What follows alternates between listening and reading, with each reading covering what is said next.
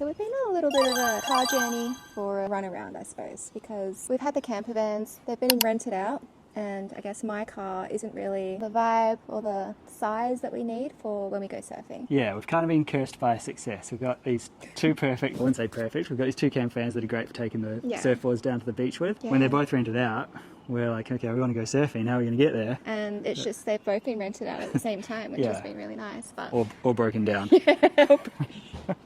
So I guess we'd be just looking for more of a vibey, more of a, a larger car, because my board's, 8 foot?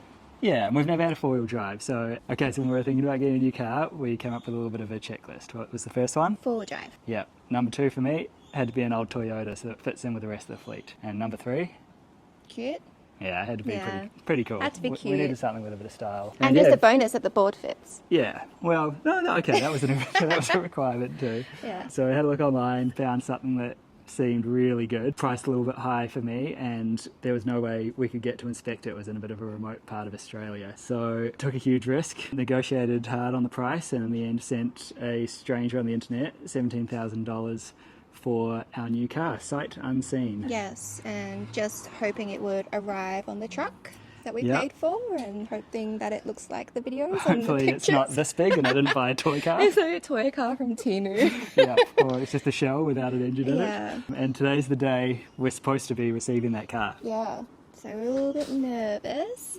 We've definitely taken our chances. Alright, well, it's about to arrive in about 5 minutes, so let's go see what we got. Catch you down there. We just spent 17 grand on a car and we didn't even see it. How do you feel? A little bit nervous. Oh, here it comes, speak of the devil. Fuck. And here it is, a 1986 Toyota 4Runner. Okay, so our new car just showed up.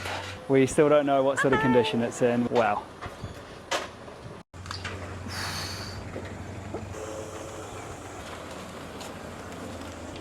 Okay, I got so much going through my head right now, but so far it looks really good.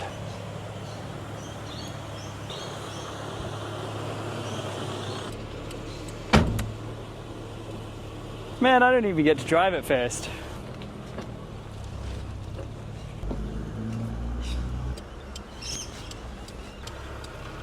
How's it go? not bad.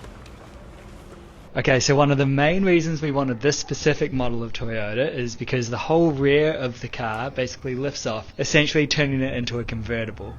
We'll have more of a play with that in an upcoming episode. Okay, so we can already tell that it definitely needs new tyres if you look at these. Whoa. Yeah, look at It's that. got slicks on it, so I'm probably not going to drive it more than a few hundred metres. All the fronts are the same, but let's take it for a little test drive just down the street. Oh, she's cool inside. Yeah. Tiny little wing side mirrors. I know.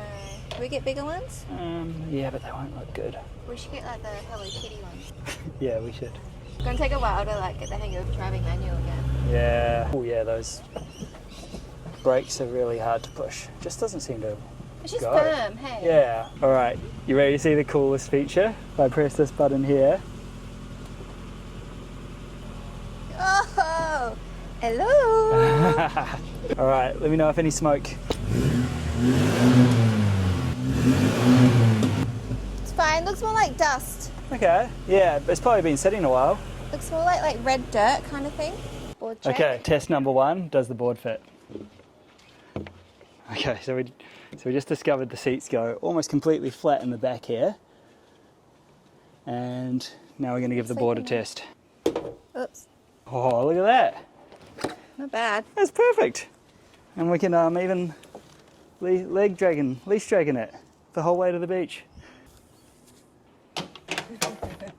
Whoa. How do you feel, Mimi? The board fits. Yay. Okay, well, I guess now the fun part begins, of working out what this thing needs for a roadworthy. Okay, thanks for watching our car reveal. Follow along to see what's involved in getting this car back on the road drivable and on for some adventures. See you next episode. Don't forget to subscribe.